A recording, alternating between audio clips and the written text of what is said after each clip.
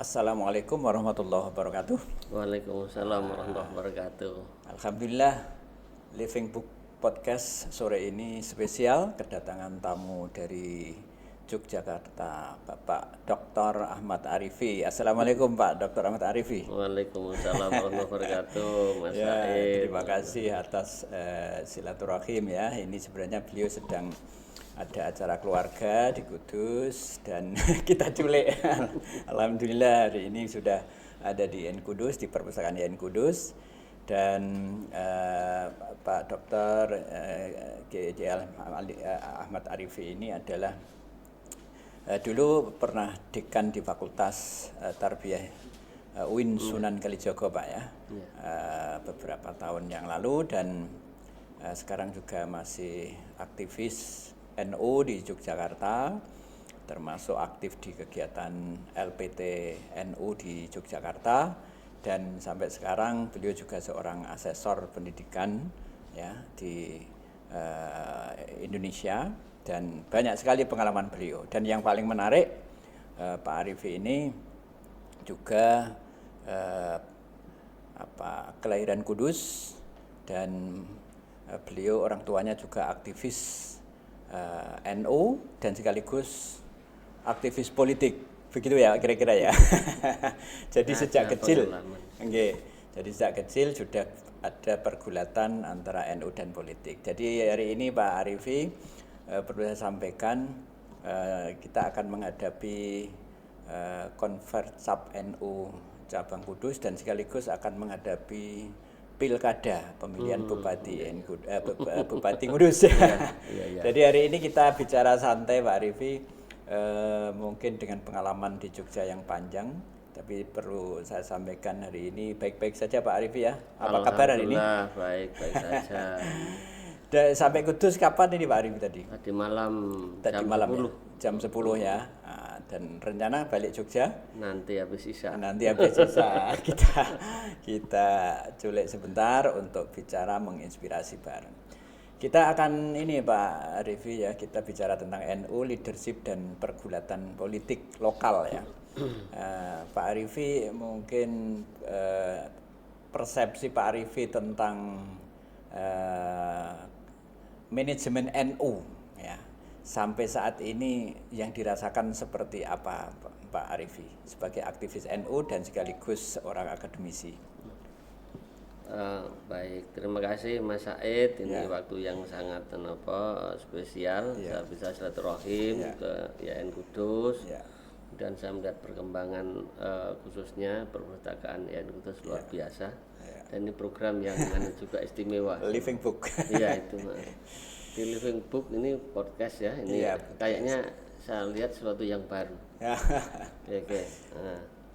Terkait dengan leadership di dalam NU. Sedikit flashback itu.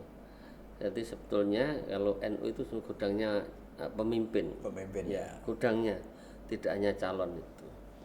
Karena secara historis kultural itu pelahirnya pemimpin di kalangan Islam itu justru di NU salah satunya. Ya konteksnya karena banyak pesantren yang dimiliki oleh NU itu sendiri.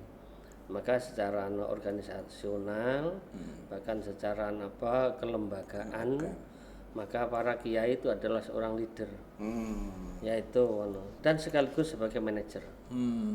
Jadi baik itu pesantren besar maupun kecil, jadi para kiai pemilik pesantren, nah dia itu ya pendiri. Itu kemudian dia sekaligus sebagai pengasuh utama, sentral figur. Maka dalam konteks teori manajemen yaitu komplit itu. Jadi dia leader dan sekaligus manajer. Nah, sebagai leader, para kiai sejak dulu ya, bahkan sebelum kemerdekaan, mereka adalah sentral figur dari kalangan masyarakatnya yang sangat beragam itu. Tapi yang kedua, kalau kiai kemudian punya lembaga pesantren, maka beliau itu adalah sebagai founding fathersnya lembaga pendidikan Islam, kemudian juga sebagai pimpinan tertinggi, di samping sebagai owner pemilik, terus kemudian dia juga menjadi manajer. Karena dalam konteks ilmu manajemen, kiai itu sebenarnya komplit ini secara praktis. Dia punya perencanaan, ya, punya konsep pengorganisasian, kemudian punya aktualisasi, jadi bagaimana implementasi dari program, kemudian dia juga langsung melakukan proses pengawasan di semua kegiatan di lembaganya itu. Jadi kontak leader dan manajer, ya Pak? Mungkin ya, dua-duanya dimiliki. ada, ya? Ya. Itu bahkan kalau secara historis itu banyak para kiai itu yang kemudian jadi tokoh nasional. Ya, itu sebelum Kiai Hasyim itu, misalnya kita tarik jauh sebelum kemerdekaan itu, misalnya pesantren Sidogiri itu berdiri tahun 1700-an. Yaitu juga kemudian sampai sekarang eksis dan menjadi salah satu pesantren tertua dan terbesar. Kemudian pesantren yang di Cirebon Buntet juga sekitar itu. Terus kemudian yang agak mundur sedikit Lirboyo dan sebagainya. Nah, di situ muncul para kiai besar itu. Dan mereka kemudian sekaligus sebagai bahkan banyak para kiai jadi pahlawan nasional. Itu fakta historisnya. Jadi para kiai itu sebagai leader, tokoh di masyarakat itu, jadi dia penggerakkan masyarakat dan sosial itu di masa perjuangan kemerdekaan. Terus kemudian dia sebagai manajer utama itu dia di pesantrennya masing-masing itu yang pesantren tradisional. Belum lagi yang modern. Kayak pondok yang sekarang kelasnya udah dunia itu Gontor itu kan dia masa lahirnya hampir sama dengan 1926. Itu juga di sana ada 3 tokoh utama yang terkenal Trimurti itu juga mereka kemudian jadi pemimpin kelas nasional. Singkat kata bahwa di NU itu gudangnya pemimpin. Nah, sekaligus manajer. Nah, berarti kalau ada kalau nggak salah Gus Dur pernah bilang NU adalah pesantren besar, ya. Lalu pesantren adalah NU kecil. Ya, hampir memang intinya jadi rumah besarnya pesantren ya NU. Nah, jadi itu rumah besarnya. Kemudian rumah kecilnya ya pesantren itu. Atau bahasa yang lain itu kalau NU itu ada pemimpin itu di kelas lokal, nah itu para kiai di pesantren masing-masing. Kemudian kalau secara organisasional itu kemudian ada yang ketua umum atau yang pengurus tanfidiyahnya itu kumpulan dari para pemimpin. Yang membedakan leader dengan manajer apa dalam konteks ini pesantren? Kalau dalam konteks sebenarnya itu mengacu dari teori modern, ya, ilmu leadership, kemudian manajemen. Keperbedaan utama itu antara leader dan manajer itu pada 3 hal utama menurut saya. Itu yang pertama, kalau leader itu dia mempunyai satu kekuatan yang dia mampu untuk menggerakkan. Jadi dia itu setiap leader mesti dia sebagai penggerak dari komunitasnya, dari yang dipimpin itu. Nah, kalau manajer itu karena dalam konsep manajemen itu pada aspek tata kelola terutama pada aspek program sampai kemudian capaian hasilnya itu kalau leader dalam konteks pesantren itu saya bilang tadi dua-duanya ada. Itu satu tadi saya katakan ada unsur penggeraknya itu setiap pemimpin pesantren itu dia mesti jadi tokoh sosial. Yang kedua ya kemudian dia itu menjadi pemimpin dalam arti sebagai uswah. Jadi ada unsur keteladanan.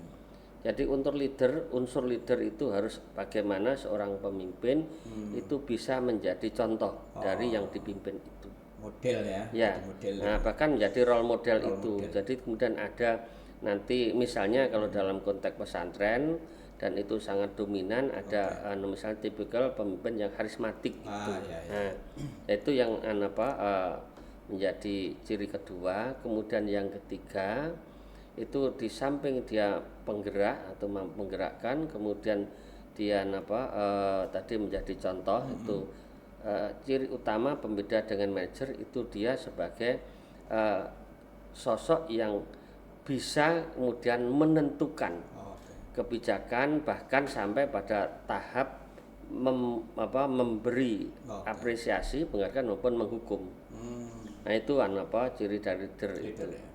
Tapi kalau manajer itu tadi saya katakan, karena itu manajer itu mengelola, mengatur, yang dikelola itu terutama pada aspek kelembagaan kegiatannya. Di samping di situ memang ada yang irisannya antara manajer dan leader itu terkait dengan orang. SDM. Nah, tapi kalau SDM di leader itu komunitasnya lebih luas, lebih besar. Tapi sepertinya NU lebih perlu banyak belajar tentang manajemen ya. Manajer ini menurut pengamatan Pak Arifi di mana kelemahan dan sekaligus apa yang harus dikembangkan dalam konteks manajer ini ya. Kalau leader mungkin sudah lumayan berhasil ya. Oke, betul Mas Said. Jadi kelemahan utama di NU itu memang pada aspek manajerial. Karena kata kunci manajemen itu mengelola organisasi, lembaga, mulai dari dalam fungsi manajemen yang 4 utama itu dari planning, ya, kemudian organizing, kemudian executing dan controlling itu. Nah, kiai ini ya punya sisi lemah itu. Perencanaan misalnya itu ya, karena itu secara alami, naluri atau bahkan autodidak ya. Kemudian perencanaan ya tergantung orangnya. Nah, kemudian terlalu sentralnya itu seorang kiai, maka kemudian dalam konteks manajemen misalnya kata kunci coordinating, termasuk dalam manajemen itu ada yang sangat penting, itu ada teamwork itu. Teamwork itu ya. Kata kunci dan untuk di manajemen itu kinerja bersama atau kerja tim. Kemudian ada yang kedua ini juga yang sangat penting terkait dengan istilah musyawarah atau komunikasi yang sifatnya setara. Nah, itu dalam konteks manajemen ya, komunikasi yang egaliter, demokratis itu. Nah, ini dalam konteks ini ya, leader masa depan NU ini sebentar lagi PCNU Kudus akan menghadapi konvercap dalam waktu beberapa hari ini Pak Arifi.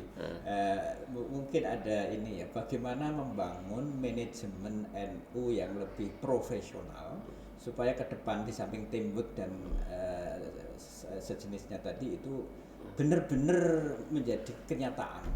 Nah, ini PR besar kita.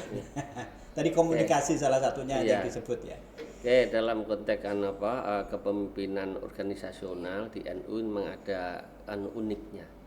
Ya, sedikit membandingkan dengan saudaranya Muhammadiyah ya.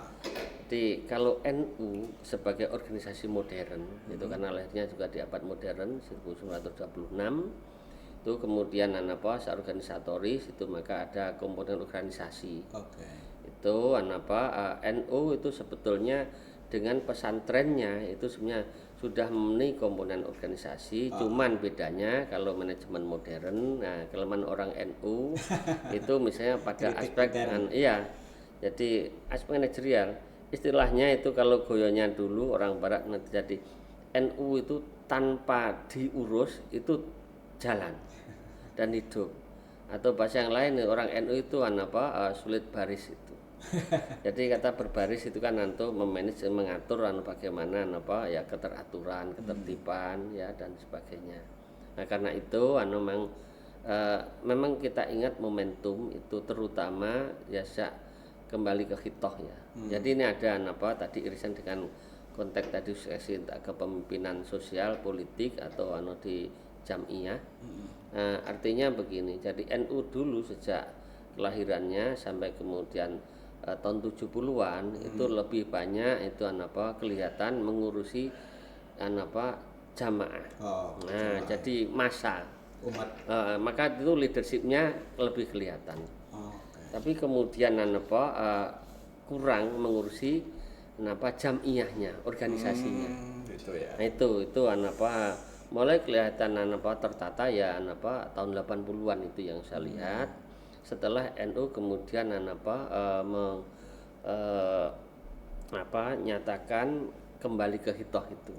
Nah, karena NU berdiri dulu kan untuk ya jamaah dan jam'iyah. Tapi begitu udah kena godaan politik itu sejak tahun 40-an masa Jepang itu, Kiai Hasyim pernah jadi ketua Mahkamah Islam ala Indonesia itu. Ahmad Dahlan itu di bawahnya lah. Kemudian ada Masumi itu satu-satunya partai politik zaman Jepang tahun 42 sampai 45. NU itu berpengaruh di situ. Kemudian NU ketika awal pemerintahan kemerdekaan itu tahun 52 kemudian tergoda juga menjadi partai politik ya. Dan ikut pemilu pertama tahun 55 dan kemudian jadi 4 besar itu sampai tahun 71. Itu NU berpolitik. Singkat kata, ketika berpolitik itu karena kata politik itu ada dalam tanda kutip unsur kepentingan. Kepentingannya itu bisa malah arah kepada yang sifatnya personal. Tapi kalau dalam konteks jam'iyah organisasi, maka itu bicaranya adalah jamaah. Nah, ini maka godaan politik orang NU itu sampai tahun 70-an ya.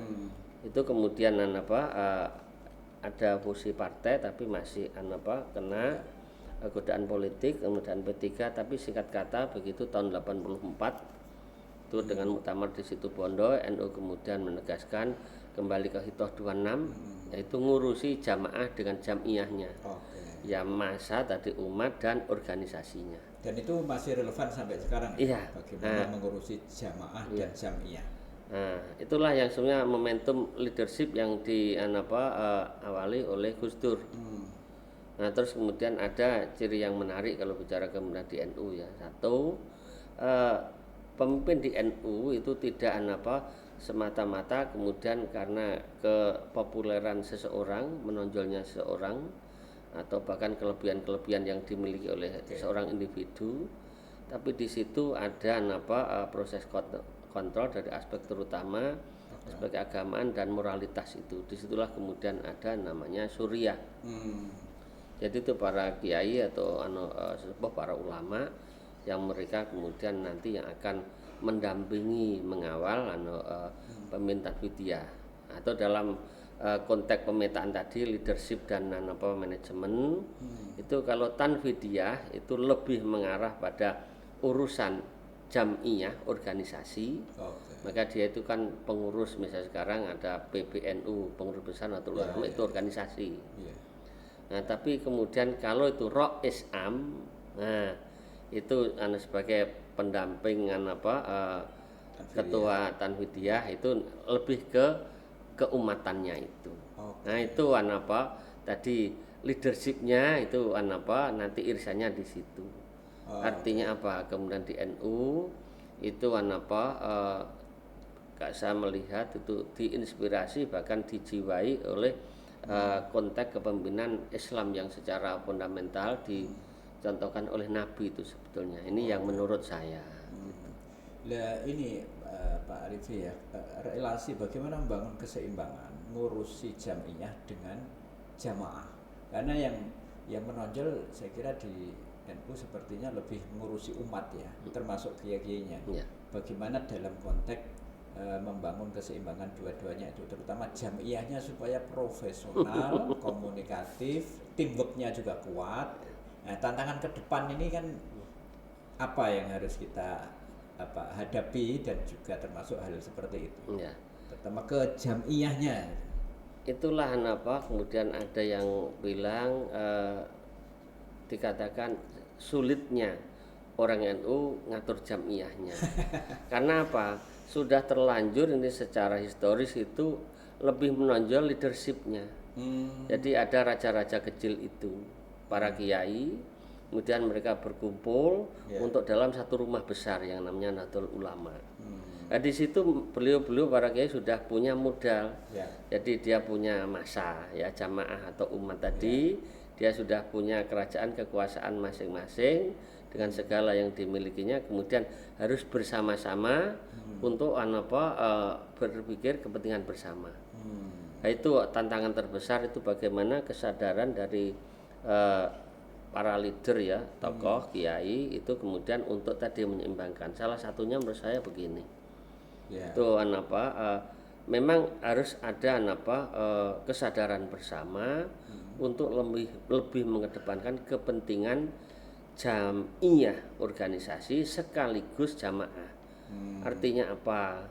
Karena jamiyah organisasi itu kita sudah memiliki basis massa yang sangat besar, ya jamaah itu nahdien. Tapi kemudian berorganisasi itu kan ketika dalam konteks untuk kepentingan bersama, ini ada bibit-bibit tadi. Jadi mereka sudah jadi raja, pemimpin. Tapi kemudian untuk menurunkan ego kadang itu agak kesulitan. Karena itu yang harus kembangkan ke depan. Bagaimana kepentingan bersama atas nama organisasi untuk jamaah atau umat itu yang harus dikedepankan. Nah, maka manajemennya otomatis manajemen profesional, termasuk proses suksesi kepemimpinan di organisasi begitu. Jadi seringkali ada ini Pak, godaan ya. Ada kepentingan politik, ada kepentingan jamaah, ada kepentingan jamiyah. Tiga itu terkadang tumpang tindih Pak Arif. Bagaimana memberikan jarak yang tepat antara tiga kepentingan itu, kepentingan politik, kepentingan jamaah, kepentingan jamiyah, sering tumpang tindih Pak Arif, sehingga terkadang membuat NU kita ini kedepannya menjadi perlu ada semacam kejelasan itu visinya ya. Baik, politik sendiri yang kepentingan itu. Nah, sekarang tiga hal tentang entah godaan ya. Nah, kita lihat kasus lah. Saya ambil beberapa kasus. Nah, kasus yang sangat layak kita contoh itu Gus Dur misalnya. Kenapa sangat layak itu? Gus Dur itu memiliki tiga komponen yang saya lihat itu. Satu, ketika Gus Dur sebelum jadi ketua PBNU. Beliau itu konteksnya dia kan dari keluarga pesantren. Tapi uniknya Gus Dur itu di pesantren belum pernah menjadi top figur atau sentral figur di pesantrennya. Itu uniknya. Jadi Gus Dur belum pernah dalam tanda kutip istilah saya itu belum pernah jadi kiai betulan. Ini sebagai pemimpin pesantren, karena Gus Dur itu punya jiwa yang memang beda. Dia itu orang bebas ya. Kemudian jiwa petualangnya itu sangat tinggi, dan dia ya dengan kelebihan yang dimiliki beliau itu kemudian dia tidak mengikuti satu tipikal misalnya tadi seorang kiai harus mengku pesantren, kemudian khotimul ummah itu 24 jam itu satu sebelum jadi ketua PBNU. Yang kedua, ketika beliau terpilih sebagai ketua PBNU, saya masih relatif muda, 40-an sekian sampai itu tahun 84 ya. Tapi dengan pengalaman beliau itu yang sangat kompleks itu, pengalaman akademik ngaji di pesantrennya itu kan juga bahasa sederhananya itu dibilang gak jelas. Dan coba misal ke Tegalrejo ngajinya juga kayak apa enggak tahu. Kemudian di Kerapia juga begitu. Terus kemudian kita di Jombang sendiri itu satu hal tentang akademik pesantren. Tapi dia punya ilmu yang beda, bukan enggak bisa, tapi tidak ya. Nekuni misalnya ngaji maton itu ya. Terus yang kedua, Gus Dur secara akademis itu ya kayaknya itu tidak banyak dimiliki oleh kader NU. Dia ya memang saya lihat otodidaknya luar biasa. Ya, intelektualitasnya itu udah entah nggak tahu IQ-nya seberapa, mungkin di atas 200 kan. Nah, jadi dia itu kemampuannya yang memang tidak wajar, tidak umum itu. Nah, kemudian begitu dia mimpin ya, dan itu tantangannya sangat besar.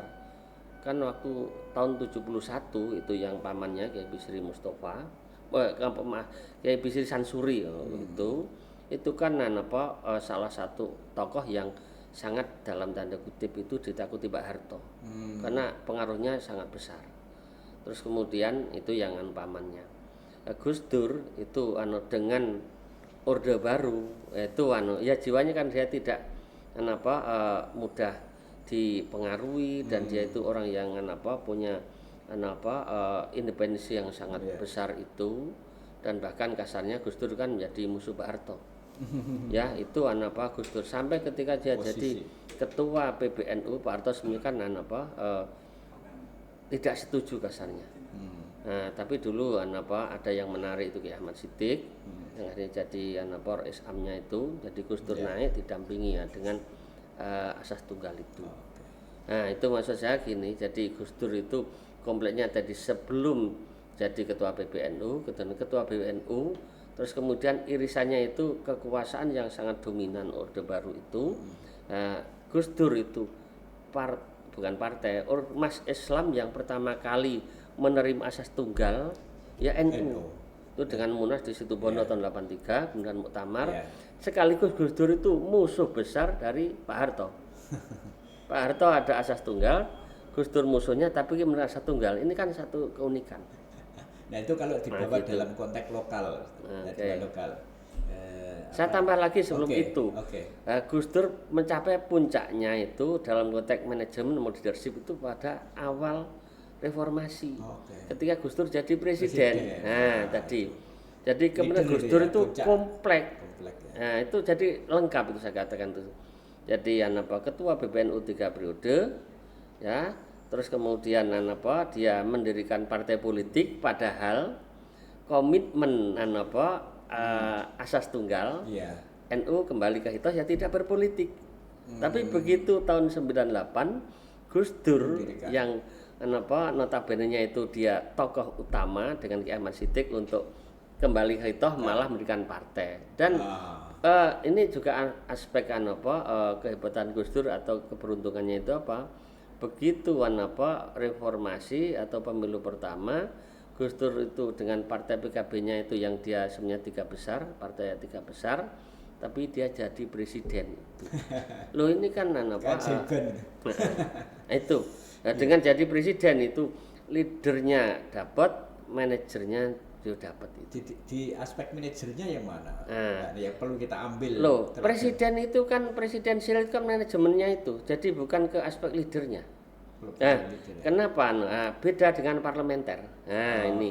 Kalau konsep presidensial itu komponen manajemennya itu lebih dominan.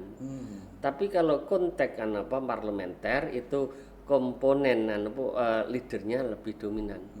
Karena Perdana Menteri ya, dia menguasai seluruh komponen kebangsaan, tata kelola kenegaraan itu kalau di parlementer. Tapi kalau yang presidensial, maka itu kata kuncinya demokrasi.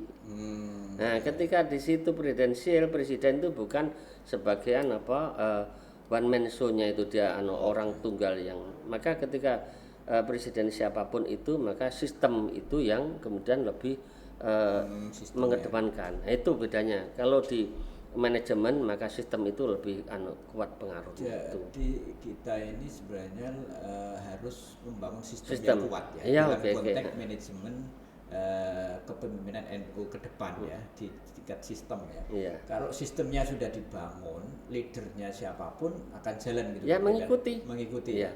Itulah kemudian the role of manajemennya itu. Jadi peran tata kelola itu. Coba benar. Ke depan berarti kira-kira pemimpin seperti apa? Ini dalam konteks lokal lah ya, karena kita menghadapi kepemimpinan PCNU ke depan ya, termasuk sebentar lagi juga menghadapi calon bupati ke depan. Calon yang ideal yang dibutuhkan untuk memimpin PCNU di tingkat kabupaten kira-kira seperti apa Pak Arif? Terutama dalam konteks membangun sistem yang kuat, teamwork yang kuat. Nah, kira-kira seperti apa itu menurut wawasan akademik dan pengalaman Pak Arif di Jogja yang puluhan tahun? Kalau bicara tentang masa depan itu saya memahami begini. Jadi ada istilah kan bahwa setiap generasi itu punya likuli qaumin syir'atun. Artinya setiap masyarakat atau kaum itu punya syariat. Nah, kemudian yang kedua itu ada ungkapan yang bahwa pemimpin itu akan lahir dalam kurun ini, pemimpin besar dunia itu dalam kurun waktu 1 abad. Ada kata mujaddid, pembaru. Nah, maksud saya begini. Jadi kata pemimpin masa depan itu setiap masa itu ada kekhasannya, kebutuhan dari masyarakatnya atau konteks zaman itu sangat berpengaruh ya. Terus yang kedua, setiap generasi itu punya karakteristik itu. Nah, sekarang kita simpelnya gini, tadi saya bilang Gus Dur itu konteks politik. Kalau konteks peradaban itu abad modern dengan abad 21 ini sudah berbeda. Atau untuk konteks generasi misalnya milenial, generasi Z dan seterusnya itu. Maka tipikal pemimpin itu menyesuaikan konteks zaman tadi. Nah, kalau bicara lebih dekat ini misalnya sekarang abad 21 kemungkinan ini saya katakan lebih complicated dalam konteks tuntutannya. Tuntutan generasi. Tapi kalau kita bawa lebih sempit ke NU misalnya, kita berkaca yang sekarang itu untuk kemungkinan Jam'iyah Nahdlatul Ulama yang sekarang. Nah, satu contoh. Jadi sekarang yang ternyata dibutuhkan atau yang jadi itu bukan tipikal yang baru yang 5 tahun yang sebelumnya misalnya. Jadi istilah misalnya keulamaan ya itu tentang kealiman itu ada catatan lah kalau didekatkan berbeda itu. Karena apa? Sekarang misalnya ada tren kecenderungan pemimpin itu dari faktor usia yang mereka peka zaman ya. Sekarang abad 21 tuntutannya misalnya modernisasi, kemudian globalitas tentang kemenduniaannya itu. Ya, terus kemudian ada aspek teknologi. Nah, di situ sekaligus kemudian bagaimana pemimpin ormas Islam khususnya itu kemudian dengan 3 hal tadi itu bisa merespon secara baik itu. Nah, itu misalnya termasuk di Muhammadiyah. Maka pada abad itu yang saya amati ya, saya juga melakukan penelitian cukup serius di NU maupun Muhammadiyah. Pada tahun 80-an 90-an itu tuntutan kebutuhan pemimpin di umat Islam Indonesia khususnya itu beda dengan yang sekarang abad 21 serta reformasi. Nah, kalau dulu misalnya aspek keulamaannya itu cukup kuat dan itu nanti menjadi parameter sebagai calon pemimpin di ormas Islam itu. Baik Muhammadiyah maupun NU itu satu. Yang kedua, ini muncul sejak tahun 90-an. Ada unsur tuntutan bagian respon terhadap perkembangan ilmu, pengetahuan dan teknologi. Maka kemudian akademisi, teknokrat, itu kemudian menjadi satu tuntutan bagi pemimpin sekarang. Itu kemudian tambah satu lagi itu yang karena dengan ada revolusi industri 4 itu maka bagaimana pemimpin ke depan itu sebenarnya semua lah, tidak hanya di ormas Islam termasuk pemerintahan itu responsif terhadap tuntutan kebutuhan sekarang. Karena misalnya itu salah satu ciri dari yang revolusi industri 4.0 itu perubahan yang sangat cepat. Di situ seorang kiai misalnya itu disruption era itu ya. Itu bagaimana seorang pemimpin harus dia bisa merespon terhadap perubahan yang sangat cepat itu, dinamis itu. Yang kedua, tadi produk teknologi ini yang luar biasa itu bahkan tiap hari itu berubah, maka unsur teknokrasi ini juga menjadi salah satu kebutuhan itu seorang pemimpin. Di samping ini kalau khusus dalam konteks jamaah tadi termasuknya politik, dukungan basis massa, maka legitimasi sosial itu menjadi sangat penting. Legitimasi sosial itu terus satu lagi kalau mau nambah ada sesuatu yang menjadi pembeda. Jadi dia ada yang entah kelebihan menonjolnya di aspek apa, tapi dia ada pembeda dengan yang lain itu. Itu. Punya sesuatu yang beda, distingsi ya. Punya terobosan. Tapi paling enggak tadi kalau dalam konteks jamaah NU itu agama tetap ya jadi basis massa, terutama tadi legitimasi pesantren. Itu jadi dalam sejarah itu pemimpin NU ya mesti dia kuat dari dukungan pesantrennya, atau bahkan dia memang berasal dari pesantren, dan yang paling banyak itu. Tapi akademisi itu kemudian saya lihat mulai menonjol kemudian di tahun era 90-an. Ketika itu kita ada IJMI, kita Muslim Pak Habibie ya. Terus kemudian terutama ketika reformasi ada munculnya banyak partai lagi, dan yang muncul itu pemimpin yang mereka ditempa oleh misalnya pengalaman di kampus, ya pakai akademisi ya, jadi terus unsur teknokrasi itu kemudian orang-orang yang sebenarnya keagamanya masih kurang tapi dia punya kelebihan di situ. Tapi yang terpenting itu tadi ya, legitimasi dari akar rumput menjadi sesuatu yang sangat penting ya. Ya itu karena kita bicara organisasi itu harus basis massa. Ya contoh sederhana ini kalau pemilu baru kemarin, itu jadi presiden di Indonesia kan mudah. Syaratnya hanya dia itu pokoknya diminati oleh lebih dari 50%, maka 51. Tidak bicara apa hebatnya itu. Nah, tinggal nanti akar rumput atau dari basis masanya siapa. Tapi yang muncul dari bawah itulah menjadi sesuatu yang penting saya kira. Atau memenuhi tadi kebutuhan. Memenuhi kebutuhan. Memenuhi kebutuhan di satu sisi dan juga legitimate ya, di akar rumput juga sangat kuat gitu. Ya ini nyari sosok kayak gini memang agak susah ya, tapi bukan berarti tidak ada ya, dari sisi keulamaannya paling tidak punya relasi dengan ulama-ulama karismatik, kealiman, keilmuan, iptek, teknologi informasi, juga responsif terhadap globalitas, modernitas, teknologi, dan semua itu saya kira ini menjadi penting karena kita hidup di era perubahan ya, era disruptif tadi ya. Mas saya gini Mas Said itu kan saya melihat konteks makro nasional ya. Tapi kalau tadi ke aspek lokalitas sedikit beda.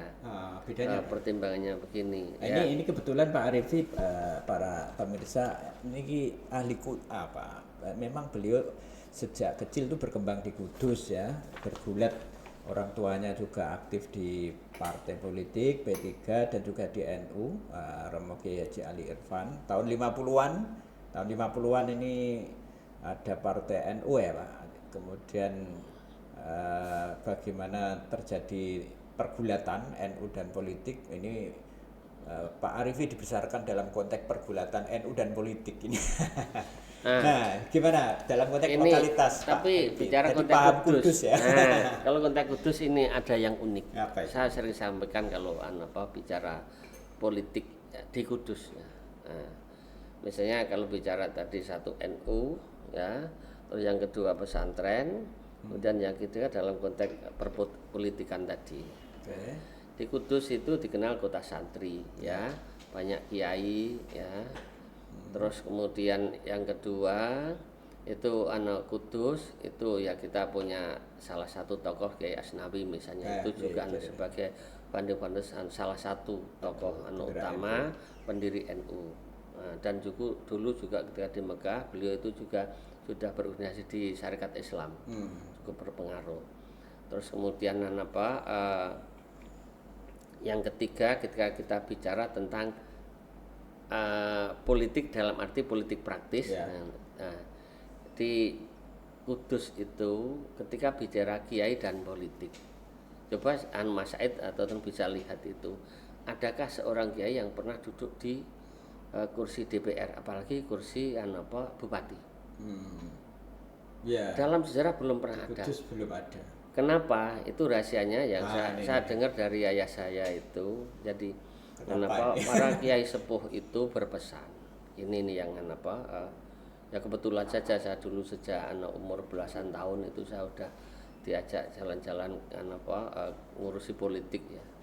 Itu ketika tahun 71 saya umur 5 tahun. Ya, terus kemudian ayah saya di partai itu masih kecil pernah ditangkap di Kodim 70 hari. Itu karena tahanan politik Pak Harto lah. Terus kemudian ada partai P3 tahun 73, saya salah satu kiainya di P3 itu. sampai tahun 98. Begitu Gus Dur bikin partai PKB, Aisyah kemudian diminta jadi ketua Dewan Syuro di Kaliwungu dan juga di PKB Kabupaten sini. Itu salah satu yang disampaikan oleh para kiai sepuh Mbak Arwani, termasuk yang belakangan itu Mbah Tur yaitu Rena Suri. Itu jadi di Kudus para kiai itu jangan buta politik. Silahkan mengurus partai, tapi pesannya satu, tidak boleh masuk. Dan nggak ada kiai kemudian kalau mau jadi anggota DPR sangat mudah. Maka nggak ada kiai, bahasanya begini dulu kata ayah saya atau para kiai, kalau kiai kemudian sudah duduk di kursi itu maka hilang kiainya. Contoh sederhana sekarang Kiai Maruf Amin itu kan sentral jadi Rois Am. Begitu jadi RI 2 maka dipanggil Maruf Amin, kan hilang kiainya. Terus orang bilangnya Pak itu. Sederhana itu simbol itu. Nah, di Kudus itu nggak ada kiai kemudian tergoda di politik. Tapi ngurusi politik itu bahkan kasarnya harus. Gitu ya. Itu satu. Yang kedua ini mengapa harus dulu ini? Ini positioning kiai dalam konteks ngurus politik gimana nih? Jadi tadi ada konteks keumatan. Jadi umat atau warga NU atau masyarakat lah itu. Karena kekuasaan itu menentukan. Bahkan kaidah nih yang sangat populer kan tasarruful imam manutun bil maslahah itu. Artinya pemimpin atau imam itu sangat menentukan nasib umat.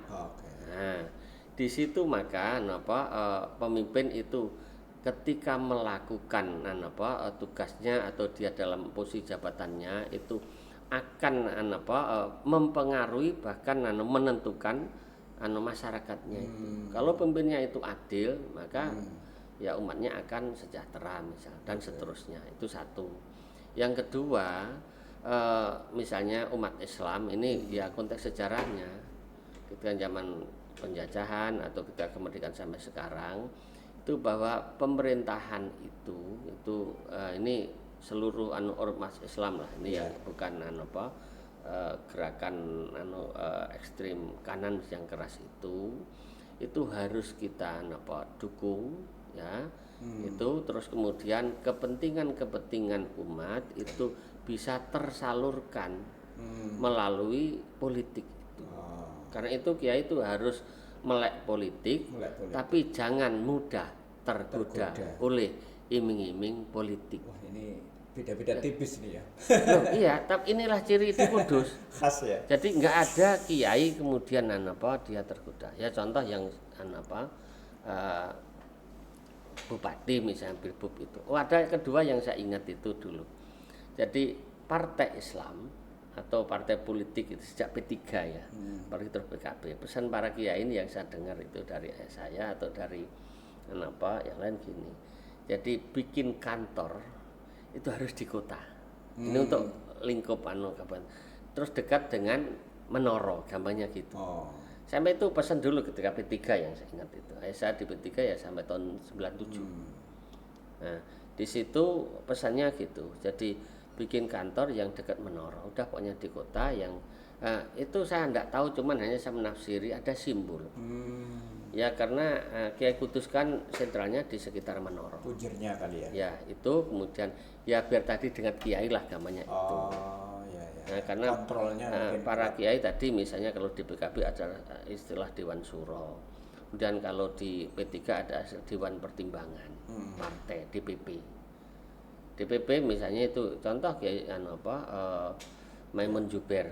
Itu yang kekiainya terjaga, ngurus partai dan bahkan melek politik luar biasa pengaruhnya, tapi beliau enggak pernah tergoda.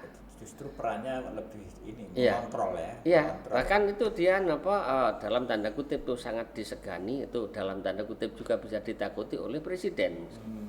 Jadi banyak calon presiden datang ke situ. Minta siapapun itu calon presidennya sebelum Pak Harto, setelah Pak Harto tentunya. Nah, itu sekedar contoh. Berarti untuk dalam konteks ini ya kepemimpinan lokal ya. Bupati tidak perlu kiai ya. Memang kan di Kudus mah tidak boleh kiai. Tidak boleh kiai. enggak boleh kiai itu jadi apalagi bupati. Duduk di kursi DPR saja enggak boleh. Karena tadi pesannya biar dia itu betul-betul mengawal umat tadi. Terus yang kedua di sini konsep sangat populer. Itu kan ada ini hadis Nabi yang dulu ketika saya mulai ngaji misalnya itu. Jadi ada 4 syarat itu, satu masyarakat, satu bangsa itu akan menjadi sejahtera itu kan sebenarnya hadisnya itu sederhana itu. Jadi masih agak lupa ya, tapi intinya begini, satu kaum, satu masyarakat itu akan sejahtera, akan damai itu dengan 4 komponen utama itu yang menjadi pilarnya itu. Itu yang pertama itu imamun adilun, kemudian yang kedua itu pertama ilmil ulama. Jadi ulamanya hormati, ilmunya itu dipakai, artinya legitimasi agama. Kemudian pemimpin yang adil, dan yang ketiga itu para orang kaya, para dermawan itu menjadi pilar yang dia kemudian mendukung kepemimpinan atau kepemimpinan politik itu. Kemudian yang keempat itu basis massa atau masyarakat yang mendukung mendoakan itu. Nah, itu salamatud dunya bi arba'ati sholin itu. Nah, itu 4 pilar. Di situ kemudian di mana posisi kiai yang di nomor 1 itu.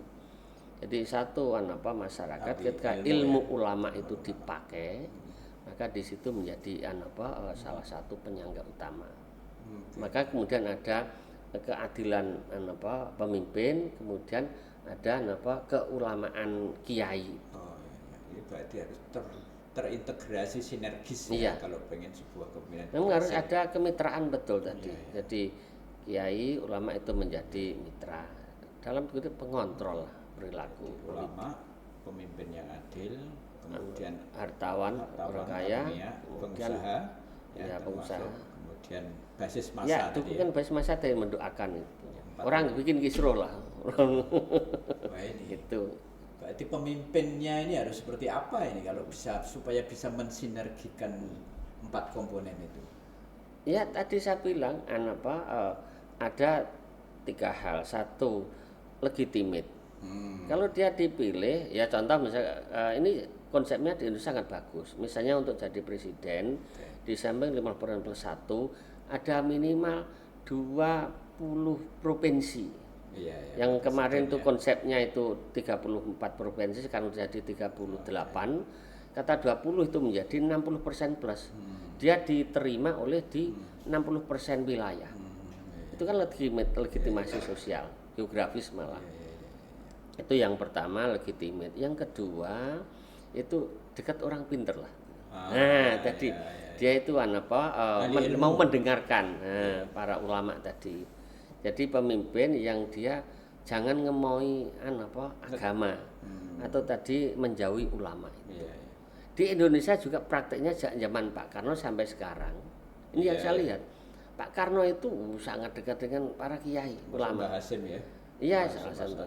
Itu termasuk sampai ketika ya ini keluarga Gus Dur khususnya, termasuk tokoh Muhammadiyah itu Pak Harto itu juga punya penasihat spiritual ya agama. Kemudian dia bikin yang besar itu Majelis Ulama Indonesia. Tahun 75 itu salah satunya itu pilar ulamanya agar legitimasi, sekalipun itu kemudian di dalam tanda kutip itu pendukung pemerintahan, tapi kan ulama, kumpulan itu. Kemudian yang terakhir kemarin juga itu Pak Prabowo ya, atau termasuk sebelumnya Jokowi, sebelumnya mesti mereka itu dapat legitimasi ulama tadi. Minta istilahnya ya dukungan didatangi lah itu, minta doa ini. Kalau orang kampung ya minta semua lah. Doa, minta doa. Ya itu yang kedua, jadi dekat dengan kiai atau dengan agama. Yang ketiga tadi memenuhi kebutuhan zaman. Tuntutan zaman dan itu beda-beda. saya kira sudah terjawab semua ini. Satu lagi yang sebenarnya yang bagus itu ya punya visi. Oh iya, visioner jelas. Ya itu, jadi punya visi. Apalah kemungkinan. Ya setidaknya punya konsep lah, punya konsep sehingga yang kita ajukan atau siapapun calon yang ke depan, saya kira kita harus kenal konsep track recordnya termasuk ya Ustaz. Jadi terima kasih nih Pak Arifi ya, sudah banyak hal yang sudah disampaikan. Mungkin yang terakhir sebagai orang Kudus ini Pak